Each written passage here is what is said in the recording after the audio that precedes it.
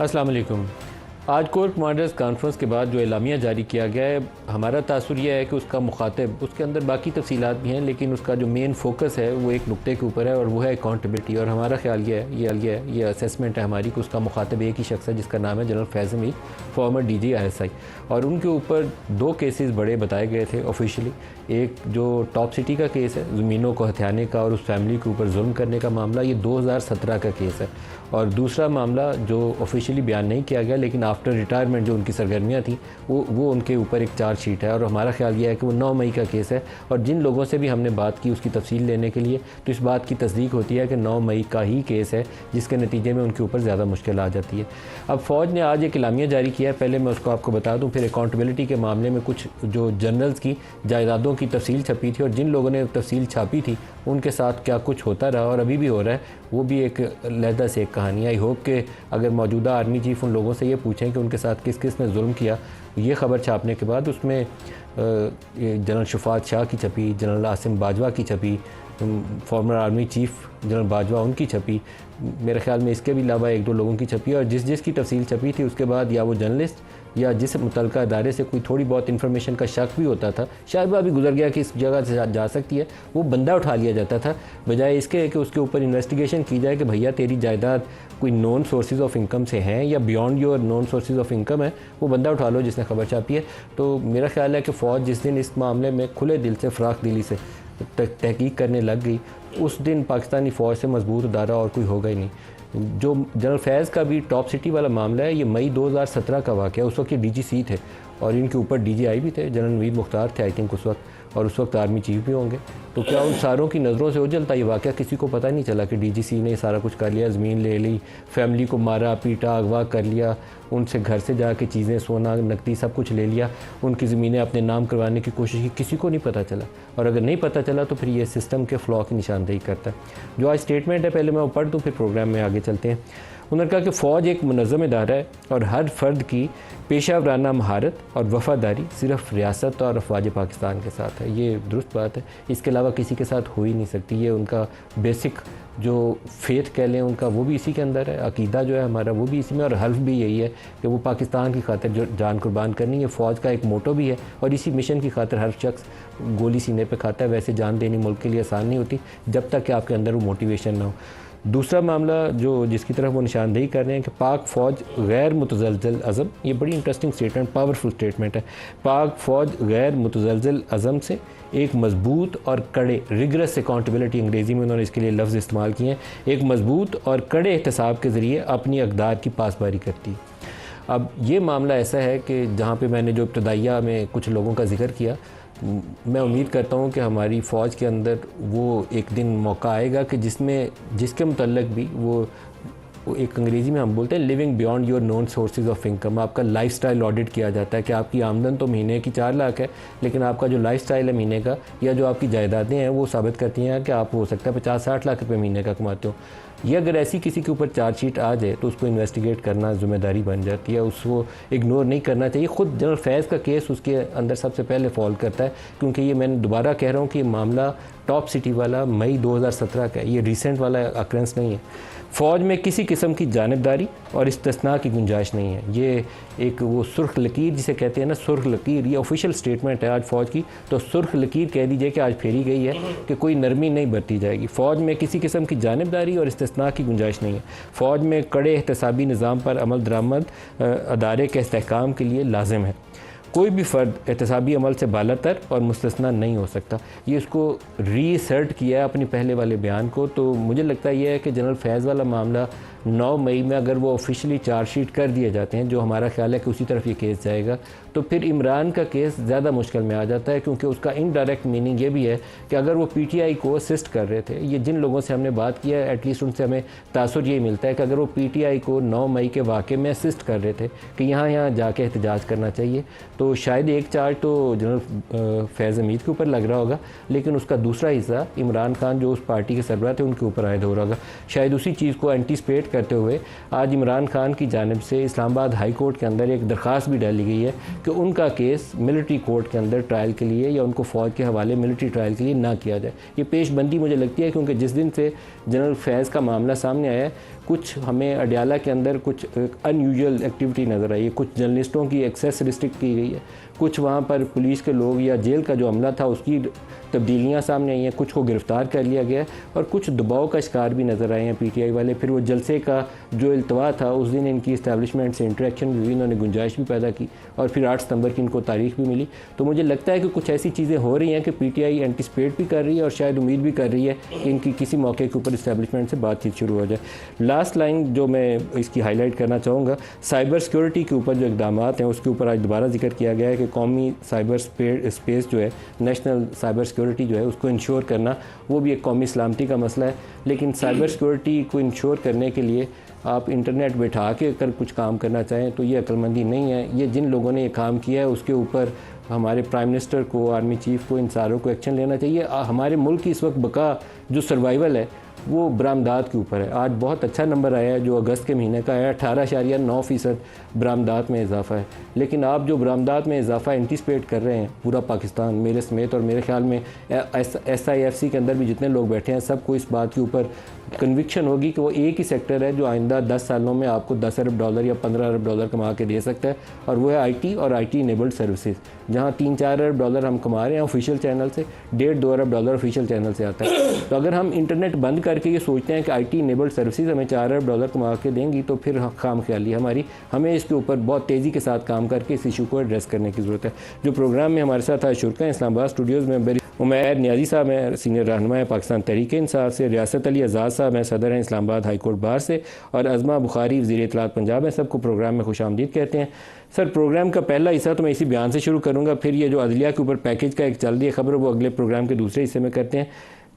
ये जो आज की स्टेटमेंट है ISPR की, और इस्लामाबाद हाई कोर्ट में आज ही इमरान खान की दरख्वास्त भी आई, ये कोइंसिडेंस है या आई डोंट नो, आपने कैसे एक ही दिन में दोनों काम हो गए, आप इसको कैसे देखते हैं इस बयान? नहीं, पहले से ये आज का तो नहीं है खान साहब, पहले से इन चीज़ों को एंटिसिपेट कर रहे हैं। एंटिसिपेट कर रहे हैं क्योंकि देखें उन्होंने क्यों एंटिसिपेट पहले देखें एक ओवरऑल जो इंडिकेशन हो सकता है, ठीक है, ये तो आज जिन लोगों का ज़्यादा इंटरेक्शन हुआ होगा ज़्यादा बेहतर बता सकते हैं, मगर ओवरऑल एक लग रहा, देखें ना, एक चीज़ को है कि आप ड्यूरिंग सर्विस चीज़ों को छोड़ के अगर एक पोस्ट रिटायरमेंट चीज़ों पे फोकस कर रहे हैं तो ज़ाहिरी बात है वो किसी चीज़ का तो इंडिकेशन है, तो उसी इंडिकेशन के मद्देनज़र ये पिटीशन फाइल की गई। पोस्ट रिटायरमेंट 9 मई है, 9 मई को चलें कर लें, और क्या हो सकता है ज़्यादा से ज़्यादा। देखें एक रिटायर्ड आदमी के कैरियर में क्या हो सकता है, हालांकि इम्पॉर्टेंट क्या पार्ट होना चाहिए था कि ड्यूरिंग रिटायरमेंट जो करते हैं, अगर आर्मी पर्सनल भी करते हैं तो उस चीज़ को भी प्रूव करना चाहिए था। अगर कोई बंदा DGI रहा है, अगर कोई उसके वर्किंग में कोई भी आप कहते हैं शॉर्ट कमिंग्स हैं तो वो होनी चाहिए थी। देखिए पास में भी होती रही हैं, अब आप एक वन ऑफ एग्जांपल करके कर लें, ये भी होना चाहिए, मैं ये नहीं कह रहा कि नहीं होना चाहिए, मगर पास को भी प्रूव करें, पास में भी जो हुए।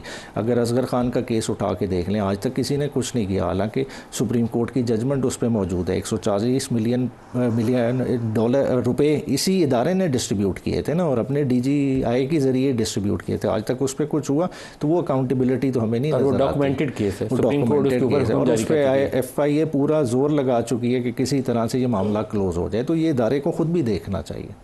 क्या करना चाहिए उस मामले में? उसमें देखना चाहिए जो भी अगर रोल रहा है, देखें उस वक्त की, देखें आपने एक गवर्नमेंट का मैंडेट छीनने की कोशिश की, आपने एक सिलेक्टिव एक पार्टी को फाइनेंस किया, और बाकायदा वो रिसीट्स का प्रूफ है, बैंकिंग ट्रांजैक्शन मौजूद है कि किस सियासतदान को कितना पैसा दिया गया। लेकिन आप उस केस में अगर ये मुतालबा कर रहे हैं तो सेम असूल का इतलाक जो है जनरल फैज़ और PTI के केस में, तो इसीलिए तो कह रहे हैं प्रूव करें ना। अगर हमारे किसी ने पैसे लिए, हम ये तो इल्ज़ाम नहीं है ना कि किसी ने पैसे लिए किए, वहाँ तो देखें इलेक्शन इंजीनियरिंग इस हद तक हुई, और पैसा किधर से आया, फिर वो आप जाएंगे तो वो सऊदी तक जाएगा, मामला आगे तक जाएगा, चीज़ें इन चीज़ों को सारों को प्रूव करें। आज़ाद साहब, जो ISPR का स्टेटमेंट है कोर कमांडर्स कॉन्फ्रेंस के बाद, आप इसको कैसे देखते हैं? क्योंकि अकाउंटेबिलिटी वाले इशू के ऊपर बहुत फोकस है, और हमारा तो यही राय है कि ये जनरल फैज़ वाले मामले की वजाहत है, ये ऑफिशियल स्टेटमेंट है उसकी। बिस्मिल्लाहिर्रहमानिर्रहीम। नदीम भाई, हम तो हमेशा काले कोट वाले हमेशा इस चीज़ की डिमांड करते रहे कि हर इदारे के अंदर हर शख्स का एहतसाब होना चाहिए।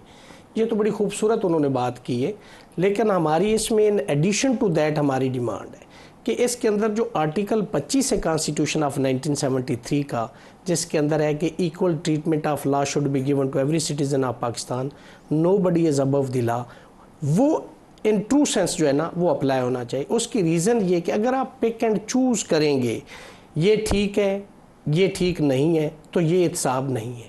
हम कहते हैं कि बिल्कुल अक्रॉस द बॉर्डर बिल्कुल आप जाएं, और जो शख्स अपने उसमें रहा है या उसने मिस यूज़ ऑफ लॉ किया है या मिस यूज़ ऑफ अथॉरिटी की है, लेकिन सर ये तो उसके हिसाब 2017 होना का चाहिए। वाक़या था टॉप सिटी वाला, आपके ख्याल में, मैं समटाइम इस पे हैरान होता हूँ क्योंकि मेरी अपनी राय है कि पाकिस्तान में चंद एक इदारे या एक इदारा जिसको मैं चुन के बता सकूँ कि यहाँ एक सिस्टम इन्होंने अपना डेवलप किया है, वो फ़ौज है। बाकायदा एक प्रॉपर सिस्टम है, प्रमोशन का भी, मेरिट का भी, उनकी ट्रेनिंग का भी एक मैकेनिज्म एग्जिस्ट करता है।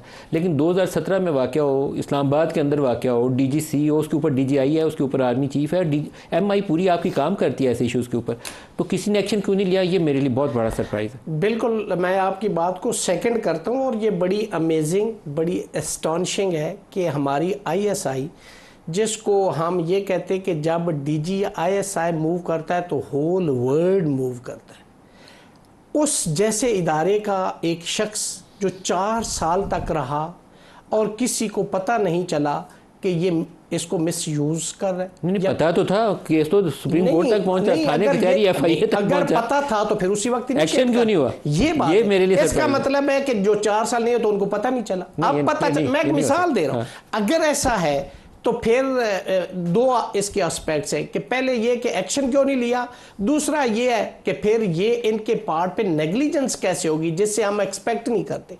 चूंकि जिस तरह आपने फरमाया कि ये एक वाहिद फोर्स है जो डिसिप्लिन फोर्स है, जिसके अंदर आइन और कानून और रूल ऑफ लॉ और सब कुछ, उसके अंदर कोई ऐसी हम सोच भी नहीं सकते कि पिक एंड चूज या किसी के साथ फेवर या डिसफेवर हो, ऐसा हम सोच नहीं सकते। तो हम, हमारी एक्सपेक्टेशन भी उनसे ज्यादा। देखिए ना, उनका जो प्रमोशन का मैकेनिज्म है, वो अगर किसी के कैरियर के ऊपर एक कोई ऐसा इंसिडेंट आया हो तो उसकी प्रमोशन फर्दर स्टेप पे ब्रिगेडियर से मेजर जनरल बनने वाला तो नहीं बनता, बिल्कुल, जितना मर्जी जबरदस्त सोल्जर हो, लेकिन एक इंसिडेंट हो गया तो वो नहीं प्रमोशन से बाहर निकल जाता। बिल्कुल ऐसी बात है, किसी का कार्ड गुम जाए, इवन जो उनका सर्विस कार्ड होता है, तो उसकी प्रमोशन नहीं होती। तो ये इशू कैसे नजरअंदाज हो? तो यही बात मैं ये कह रहा हूं कि ये 2 इसके एस्पेक्ट्स हैं, या जानबूझ के पता होने के बावजूद नहीं किया गया या इल्म नहीं, दोनों सूरतों में जिम्मेदारी हमारे इदारे की। अज़मा से पूछते हैं। अज़मा, आज की स्टेटमेंट के ऊपर आपका रद्द-ए-अमल क्या है?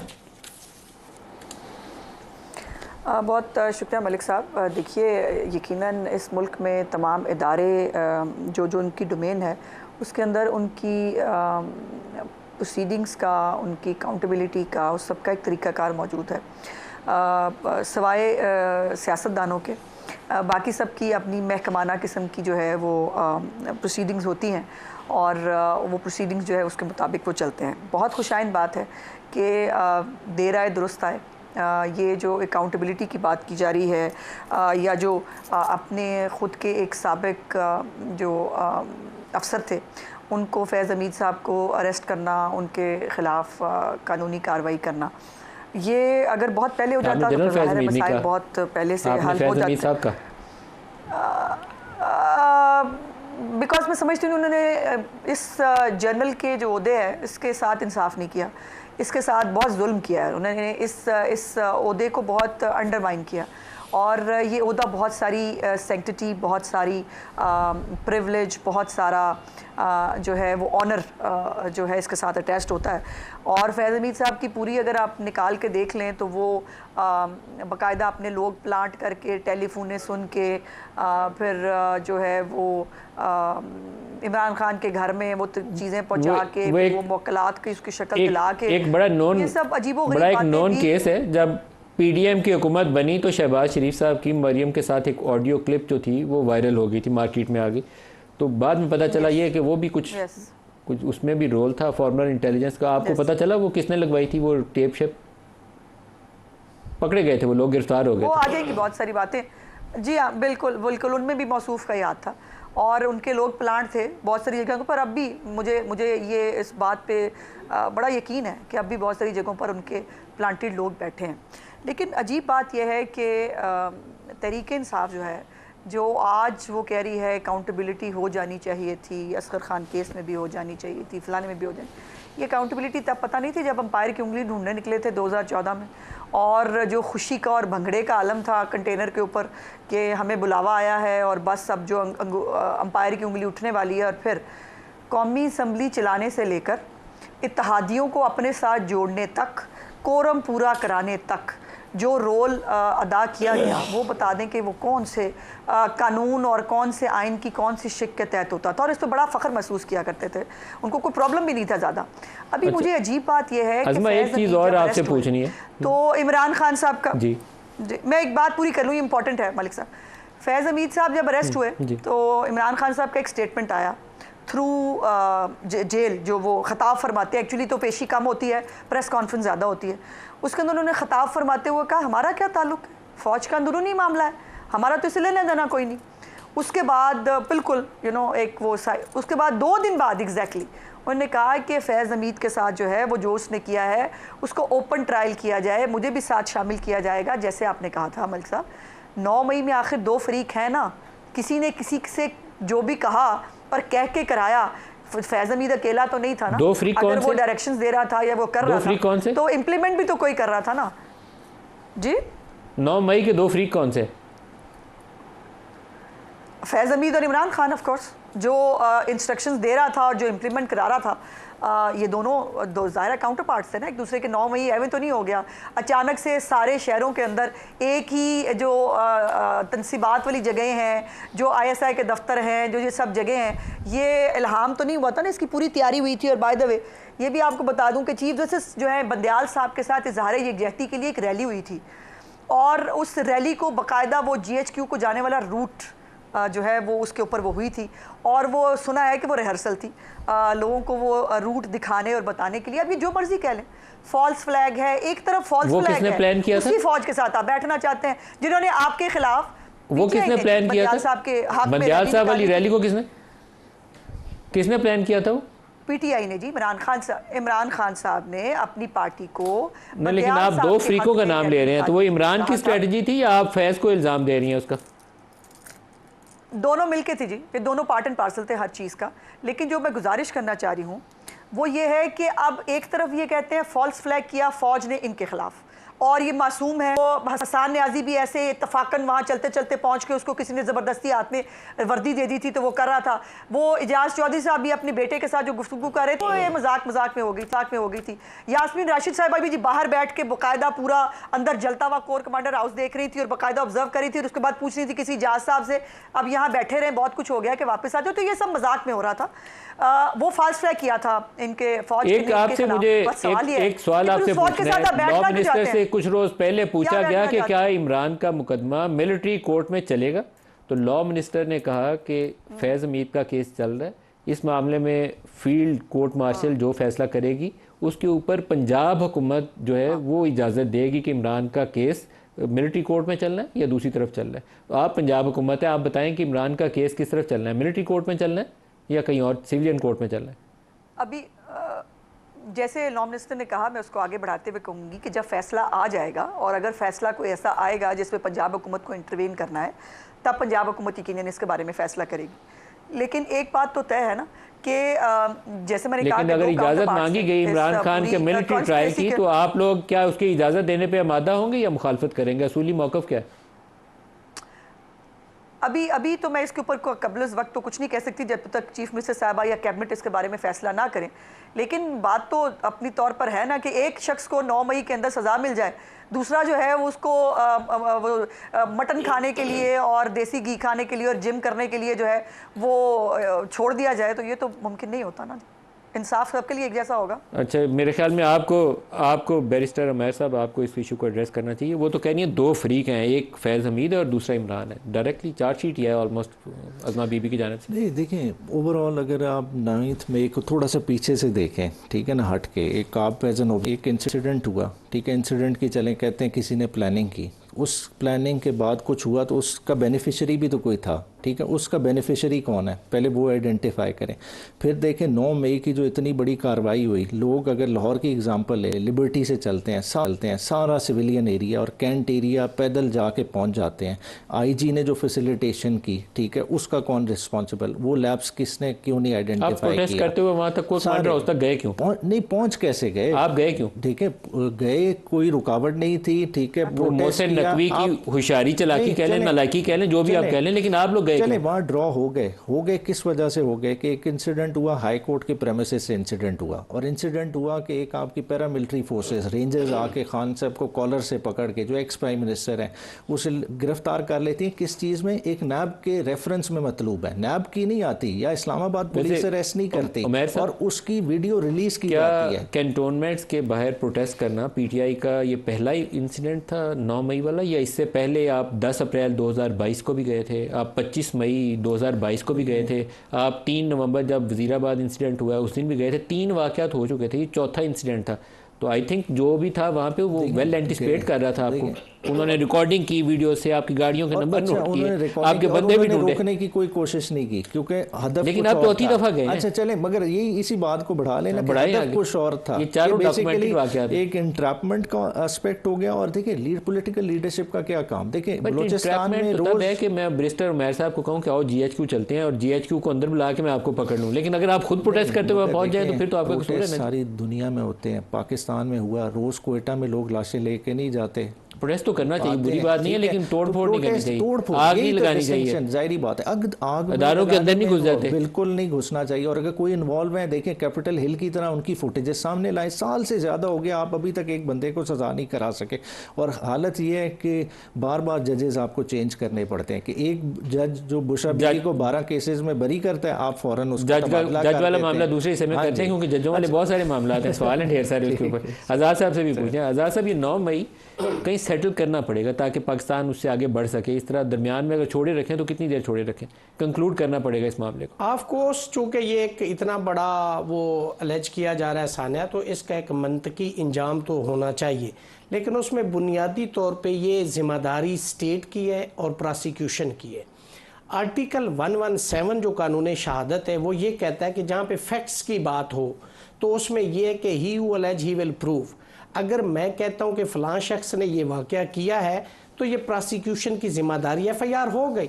उसके बाद you have to prove your case beyond shadow of doubt in the court, you have to produce the evidence, it is your responsibility, burden of proof is on your shoulder, so you have to discharge the onus. तो ये ज्यादा बोझ फिर पंजाब हुकूमत पे आएगा कि अगर कोर्ट कमांडर या जीएचक्यू हाउस या मियां वाली बेस वाला वाकयात हैं उसमें नदीम भाई सेक्शन 173 सीआरपीसी के जब आप रिपोर्ट सबमिट करते हैं जिसको आप चालान कहते हैं, उसके अंदर कैलेंडर ऑफ विटनेस भी होता है, उसमें कॉलम नंबर 1 2 3 4 दिए गए। उस कैलेंडर ऑफ विटनेस के मुताबिक आप एविडेंस पेश करें कोर्ट के अंदर, आप सजा दें अगर आपके पास एविडेंस है। और अगर आपके पास सजा वो एविडेंस नहीं है तो कोर्ट उनको जो इमरान की तरफ से मुतालबा किया जा रहा है कि सीसीटीवी फुटेजेस जो हैं चुरा ली गई हैं वो सामने लाए तो सच्चाई सामने आ जाएगी। सीसीटीवी फुटेज सीआरपीसी की जब आप प्रोसीडिंग्स आगे लेके चलेंगे मुख्तलिफ शिकों की, तो उसमें कितना सेंट्रल रोल है? देखिए उसका फोरेंसिक होना जरूरी। फोरेंसिक के बाद अगर वो वैलिड फुटेज है तो वो पीस ऑफ एविडेंस है और दैट इज एडमिसिबल एविडेंस। ठीक है, लेकिन आप वैसे ही उठा के पेश कर दे तो उसकी एडमिसिबिलिटी और उसकी जो सेंटिटी है दैट इज डाउटफुल। जो हम लोगों ने रिकॉर्ड की है नहीं है। देखिए अनटिल अनलेस, आजकल तो फैशन बना हुआ है, आप कट एंड पेस्ट लगा के किसी की फोटो किसी के साथ, किसी की वीडियो किसी के साथ लगा दे तो ये चल रहा है। लेकिन कोर्ट ने देखे हमारा जो लॉ है ना वो कहता है कि it is duty of the prosecution to prove their case beyond shadow of doubt. इसका बोझ फिर किसके ऊपर है? मौजूदा प्रोसिक्यूशन स्टेट पे। वो सब अगर एविडेंस है आप दें, सजाएं दें, इसको मंतकी इंजाम तक ये लॉ मिनिस्टर ने इमरान वाले सवाल के ऊपर यही बोला था कि पंजाब से प्रोसिक्यूशन विभाग को ये फैसला करना पड़ेगा। Cases are lingering on, if you have evidence you have to produce in the court and come to an end end it must be finished. एक ब्रेक करीब आ गई है, ब्रेक ले लें। हुकूमत का भी इम्कान है कि वो जजेस को काबू करने के लिए कुछ नए पैकेजेस, कुछ नए लॉज या कुछ नई आइनी तरमीम के ऊपर आइंदा आने वाले 1 से 2 हफ्ते के अंदर कुछ ना कुछ काम करने का इरादा रखती है। ब्रेक ले लें, वापसी पे उसके ऊपर बात करेंगे। हमारे साथ रहिएगा।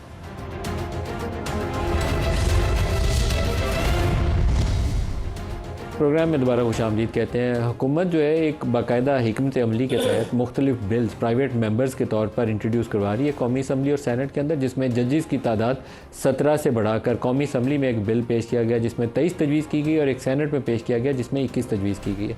इसी तरीके से सुओ मोटो पावर्स और जो कंटेम्प्ट ऑफ कोर्ट है, कंटेम्प्ट ऑफ कोर्ट के ऊपर एक आइन की शिक है, इसलिए उसको जब तक आइनी तरमीम ना की जाए उसको छेड़ना आसान नहीं होगा, लेकिन ये बिल इंट्रोड्यूस करवा दिए गए हैं। जॉइंट सिटिंग एक तो होने जा रही है अगले 2 रोज़ के अंदर, और उसके अंदर अभी लगता ही है कि माहौल मौजूद नहीं है। लेकिन जो पोलिटिकल इंटरेक्शन कर रही है हुकूमत, जो मौलाना फजल रहमान से आसिफ जरदारी साहब की मुलाकातें हुई और फिर शहबाज शरीफ साहब की मुलाकातें हुई। इसके अलावा पाकिस्तान तहरीक इंसाफ के 41 मेंबर्स, जिसको election commission of Pakistan supreme court के हुक्म के बावजूद अभी तक नोटिफाई नहीं कर रहा है as members of the PTI, वो कह लीजिए कि अभी एज़ इंडिपेंडेंट एग्जिस्ट करते हैं कौमी असम्बली के अंदर। और हुकूमत की एक कोशिश है कि उनमें से एक चंक, कुछ तादाद जो है 5-10 लोग ऐसे होंगे जो इन तरमीम के हक़ में वोट करें, ताकि उनको मतलूबा नंबर 224 जो आइनी तरमीम के लिए दरकार है वो मिल जाए। तो अगला हफ़्ता 2 हफ़्ते बहुत इवेंटफुल होने वाले हैं। 2 तजवीज़ें जो बड़ी जिसके ऊपर काम किया जा रहा है, एक तजवीज़ यह है कि जजेस की तादाद में इजाफ़ा कर दिया जाए, और दूसरी तजवीज़ यह है कि चीफ़ जस्टिस ऑफ पाकिस्तान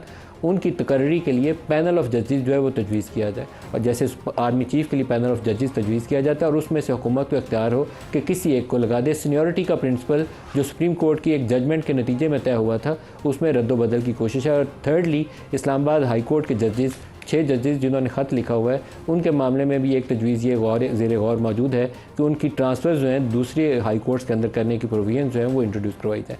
आज़मा बीबी, ये तीनों ऐसे इशूज़ हैं जिसके ऊपर एक सियासी भूचाल आएगा, और एग्जेक्टिव और जुडिशरी भी आमने सामने खड़े होंगे। ये मामला सुप्रीम कोर्ट टेकअप भी करेगी। तो आपको लगता है कि आप सेल थ्रू कर जाएंगे, या बहुत बड़ा एक सेटबैक भी हो सकता है? देखिए मलिक साहब, पहले तो बहुत सारी प्रिजम्पशंस हैं, ये हो सकता है, वो हो सकता है। पहली तो बात यह है कि क्या ये पार्लियामेंट का इख्तियार नहीं है कि वो कानून साजी करे? क्या अदलिया इस जो है वो एम्बिट से बाहर है कि अदलिया की जो मामलात हैं उनको दुरुस्त करने के लिए अब जो हज़ारों लाखों की तादाद में जिन लोगों के नाम के साथ न्याजी नहीं लगा हुआ होता, या जिनका ताल्लुक़ PTI से नहीं होता, जो अल्लाह देता है, या शमीम बेगम है जो वरासत के मामलात पे उसकी औलाद जो है उसके मरने के बाद उसकी वरासत ढूंढ रही है, उनके केसेस को भी सुना जाना चाहिए, क्या उनको भी देखा जाना चाहिए। और इस तादाद में दिन ब दिन इजाफा हो रहा है, बिकॉज सारा दिन जो है वो पॉलिटिकल मोटिवेटेड केसेस में अब हर एक के पास बड़ा वकील नहीं होता ना जी, जो है वो रिसोर्सेज इस्तेमाल करके वो अपनी फटाफट पिटीशंस लगवा ले। अब ये इसके लिए अगर जजेस के तादाद में इजाफा किया जाए, अभी तो प्रिजम्पशंस है, लेकिन मैं वैसे कह रही हूँ एज ए लॉ स्टूडेंट भी और as a citizen of Pakistan भी, कि जजेस की तादाद में हर मुल्क में इजाफा होता है अपनी आबादी के हिसाब से, मुकदमात की उस हिसाब से, तो उसमें कोई बुराई नहीं है, नंबर 1। नंबर 2 ये है कि चीफ जस्टिस ऑफ पाकिस्तान के लिए पैनल ये जी बिल्कुल, देखिए अगर ये तरीक़े पैदाइश जो है उससे अगर जो वो उसके ऊपर जो है वो जजों को उनकी क्राइटेरिया और मेरिट सिर्फ उनकी तरीक़े पैदाइश है, तो उसके ऊपर अगर पूरे बाकी मुल्क के अंदर मुख्तलिफ इदारों में मुझे ये बताएं कहीं पर भी तरीक़े पैदाइश के ऊपर जो है अपॉइंटमेंट्स होती हैं, या तरीक़े पैदाइश के हिसाब से जो है वो क्या एलिवेशंस होती हैं, ऐसा नहीं है। और अगर बाकी जो कुछ जो तरीक़ाकार हैं जो जमहूरियत में भी देखिए, ये तो वो कोई नहीं है कि मैं चूँकि पहले किसी ना किसी तरह मेरा किसी चैम्बर से ताल्लुक़ था, मेरा कोई एक लॉबी थी, मैं इंडक्ट हो ही गया था, अब उसके बाद जो है बीबी आप इस चीज़ के हक में है कि तरीक़े पैदाइश के ऊपर चीफ जस्टिस नहीं लगना चाहिए बल्कि पैनल तजवीज़ होना चाहिए, आप इस चीज़ को सपोर्ट करें? काबिलियत पे एग्जैक्टली जी, काबिलियत पे लगना चाहिए और मेरिट पे लगना चाहिए, और ये मेरे अलावा मैं नहीं कहती बल्कि सारे पाकिस्तान को यही कहना चाहिए। 2-3 बातें ज़रूर मैं मलिक साहब जो पहले की गई हैं उस पर रिस्पॉन्ड करना चाहती हूँ। पहले तो न्याजी साहब ने कहा कि रुकावट कोई नहीं थी, मेरा ख्याल है न्याजी साहब ने या उस दिन TV नहीं देखा या उनको पता नहीं है शायद।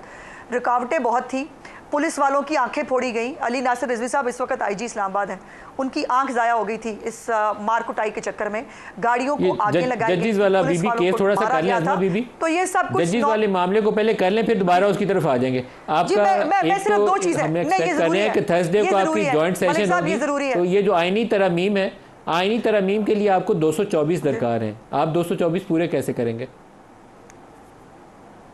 देखिए, फिर मैंने कहा कि अभी बहुत सारी प्रिजम्पशंस बातें हैं, जो भी आपने कहा मैंने एक अपना पॉइंट ऑफ व्यू दिया है उसके ऊपर, जो मैं समझती हूँ। अब इसके ऊपर क्या होगा पार्लियामेंट के अंदर जो है वो जॉइंट सेशन होता है, कब होता है, उसके ऊपर नंबर्स कैसे पूरे होंगे। फिर दूसरी बात यह है कि उसके ऊपर देखिए हाउस है, हाउस जो है वो अपनी राय क्या देता है, मेरे ख्याल में उसका इंतज़ार कर लेना चाहिए। जब वो आ जाएगा तो उसके ऊपर फिर बात करेंगे, वाई नॉट। ये कोई ऐसी जगह बात तो नहीं है कि जिसके ऊपर बात नहीं हो सकती। अगर हर एक की कारकर्दगी जा सकता है, अगर हर एक इदारे की जो है परफॉर्मेंस को एवेल्युएट किया जा सकता है, तो अदलिया की परफॉर्मेंस को भी वैलिड देखिए। हमें दोहरी शहरियत जो है वो मना है, हम जो लॉ मेकर्स हैं हमारी दोहरी शहरियत नहीं हो सकती तो बाकी इदारों में कैसे हो सकती है?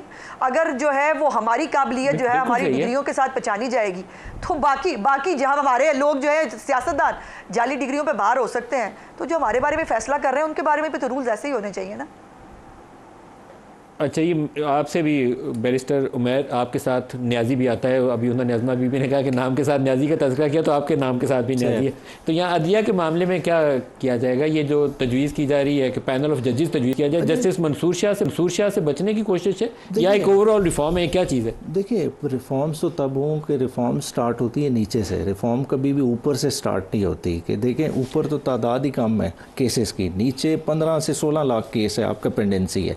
आप कोई बात ला रहे हैं कि जी हमने ओवरऑल सिविल जजेस बढ़ाने हैं, आप या कर रहे हैं कि हम और इख्तियारात नीचे डेलीगेट कर रहे हैं, मुख्तलिफ अदालतों को एम्पावर कर रहे हैं, वो वाला तो पैनल ऑफ जजेस आना चाहिए या नहीं आना चाहिए? देखिए, मेरा है कि आर्टिकल 175A बड़ा क्लियर है। 175A का मैंडेट है कि senior most person has to be CJP और उसी को फॉलो होना चाहिए। जजिस केस में ये असूल भी वज़ा कर दिया, वो वाजिब आर्टिकल कॉन्स्टिट्यूशन का बड़ा क्लियर है, उससे डेविएट नहीं कर सकते। फिर प्रेजेंट सर्कमस्टांसिस में देखें कि जब आप करना चाह रहे हैं, जब आपके पास नंबर नहीं है और नंबर के लिए आप हालात पैदा कर रहे हैं, हालात किस तरह से पैदा कर रहे हैं कि रिकाउंट के ज़रिए सीटें छीनने की कोशिश, फिर लोगों को मजबूर कर रहे हैं कि वो अपनी एलिजेंसेस बदलें, और फिर जब आपका मैंडेट खुद शेकी हो कि आप 17 सीट आपके के 41 मेंबर्स में से कुछ तादाद है जो इन्होंने इंगेज की है, आई डोंट नो नंबर कितना है। 41 नहीं, हमारे जो बाइफर्केशन है 39 जिसे सुप्रीम कोर्ट ने डिक्लेयर कर दिया है, वो तो हो गए ना, 41 बाकी हैं। उसके अलावा भी हमारे 9 इंडिपेंडेंट हैं, जैसा उमर अयूब हो गया, बैरिस्टर गौहर हो गए। अब उमर अयूब अगर आप सोचते हैं कि नहीं, मैं कह रहा हूं हमारे वो भी हैं, फिर वादतुल मुस्लिमीन हो गए, उनका भी ओवरऑल मिला के हमारा पूरा इस तरह से नंबर पूरा जो इंडिपेंडेंट्स है आपके, उनमें से काम हो रहा है 5 से 10 लोगों के ऊपर कि वो टूटे। देखिए, वो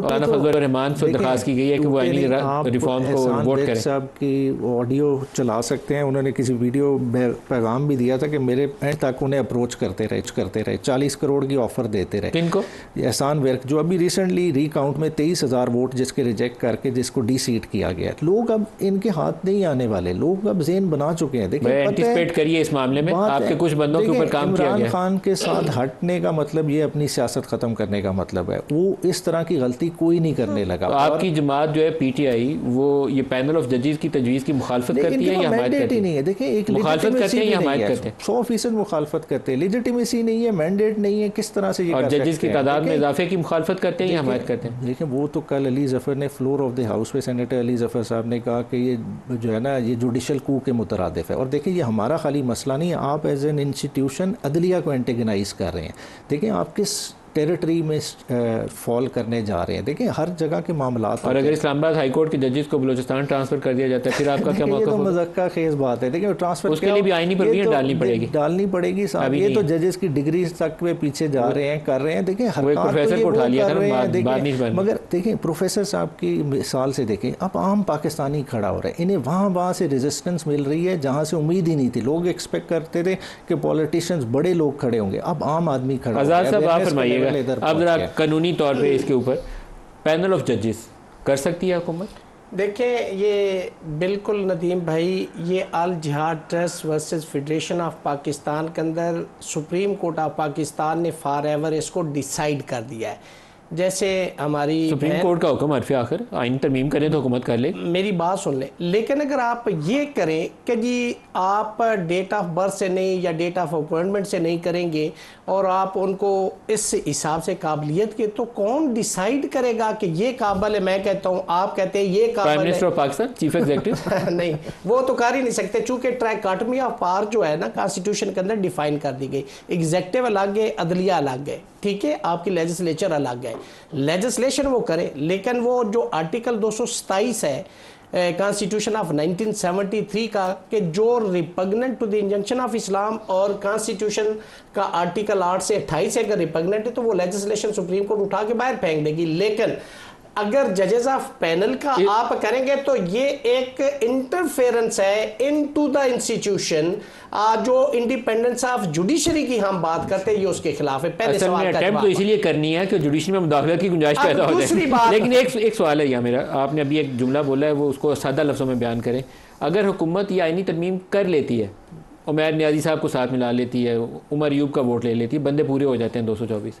सुप्रीम कोर्ट क्या इस आईनी तरमीम को टेकअप कर सकती है? देखें, जहां पे सुप्रीम कोर्ट की अपनी इंटेग्रिटी और इंडिपेंडेंस का क्वेश्चन है, उसकी आज़ादी का मामला है, तो सुप्रीम कोर्ट उसको टेकअप कर सकती है, उसको अपनी जुडिशल साइड पे देख सकती है। 17वीं तरमीम या 18वीं तरमीम के बाद आई थिंक ये इशू सामने आया था। क्या उस केस में सुप्रीम कोर्ट ने बीइंग स्टूडेंट ऑफ लॉ मेरी जाती राय है कि ये जो सेटल्ड लॉ है, कॉन्स्टिट्यूशन के अंदर कुछ चीजें सेटल्ड है, मैं समझता हूं कि इनके अंदर इंटरफेरेंस नहीं करने चाहिए और इनको नहीं छेड़छाड़ जुडिशरी वर्सेस एग्जीक्यूटिव, यही बात होगी। ये एक सिचुएशन आने वाली है। अब देखिए, मुझे ये बताएं कि आप फरमा रहे हैं कि जी यहाँ पे 17 से वो कर रहे हैं, बढ़ा के 23 कर रहे हैं या 21 कर रहे हैं, 2 प्रपोजल्स आप बता रहे हैं आप और हाई कोर्ट इस्लामाबाद के जजेस की ट्रांसफर की आप बात कर रहे हैं, तो 16,500 केसेस इस्लामाबाद हाई कोर्ट में पेंडिंग है। इधर बलूचिस्तान से ट्रांसफर करके तादाद पूरी कर देंगे। आप वहां पे तादाद क्यों नहीं बढ़ाते? उनकी आप ट्रांसफर की बात कर रहे हैं। अगर आपका यही है कि आपने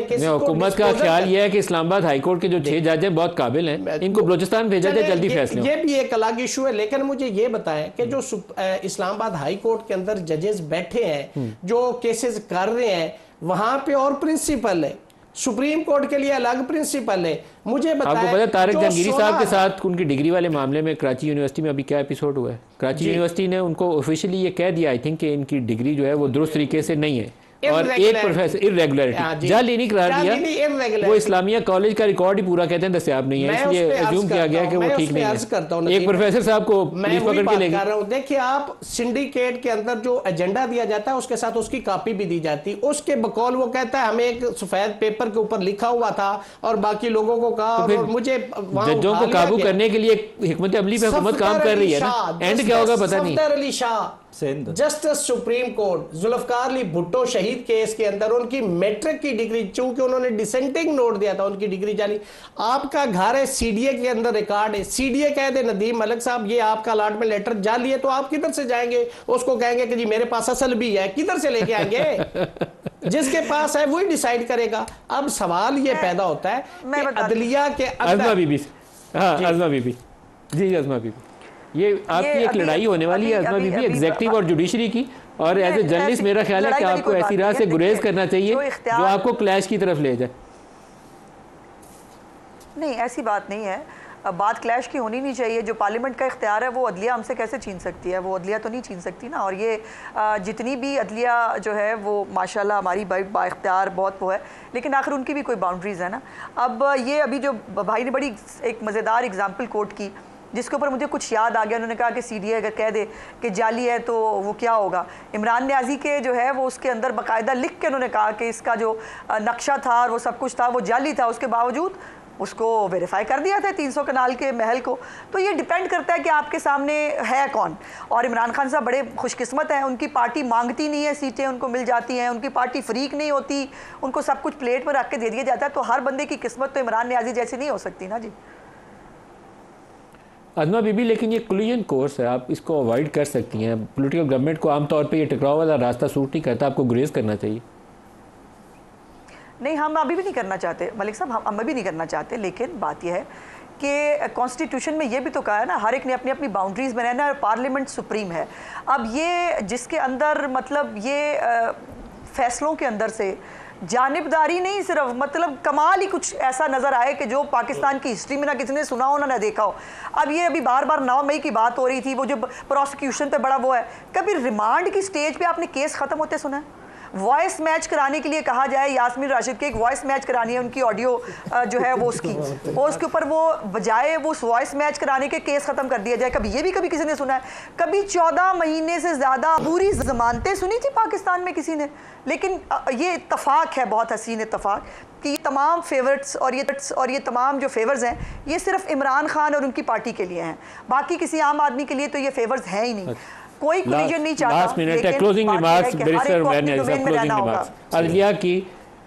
अदलिया की रिफॉर्म में क्या एक ब्रॉड बेस्ड पॉलिटिकल कंसेंसस किया जा सकता है या नहीं किया जा सकता? देखिए वो ज़रूर हो सकता है, मगर उससे पहले वो माहौल लाना ज़रूरी है। देखिए मैंडेट सीरियसली डिस्प्यूटेड है। आज एचएक्सई साहब ने फ्लोर ऑफ द हाउस पे अनाउंस किया, इस्तीफ़ा दे दिया और बाद में इस्तीफ़ा भी आ गया कि बलूचिस्तान की असेंबली रिप्रेजेंटेटिव असेंबली नहीं, मैंगल साहब ने, सॉरी मैंगल साहब ने, एचएक्सई साहब ने इस्तीफ़ा दे दिया, तो आपकी आखिरी होप बातचीत के लिए वो साथ आपको खड़े थे। क्लोज कर रहे हैं। हाँ जी, तो मैं यही चीज़ें देखें कि मामलात किधर तक पहुँच गए हैं, तो उस चीज़ के लिए पहले इस असेंबली को तो पर्ज करें। इस असेंबली की जब तक सफाई नहीं होगी, फॉर्म 47 वालों को आप बाहर नहीं निकालेंगे तो किस तरह से बेहतरी आएगी। बार बार आप इमरान खान की बात कर रहे हैं, देखिए नवाज शरीफ डॉन लीग करके इस मुल्क में दोबारा आ सकता है। मरीम नवाज जो क्या था, डॉन लीग क्या था, आपने डायरेक्ट मिलिट्री पे इल्ज़ाम लगाया था कि मिलिटेंसी के बिहाइंड कमरे की मीटिंग थी और उसकी सारी बार अखबार में छपा था, हाँ जी, और बाद में आपने उसको ऑन भी किया। ठीक है, तो ये टेबल टर्न होती रहती हैं और टेबल ज़रूर इस वक्त भी टर्न होगा। 9 मई का आप जितना कर लें, अल्टीमेटली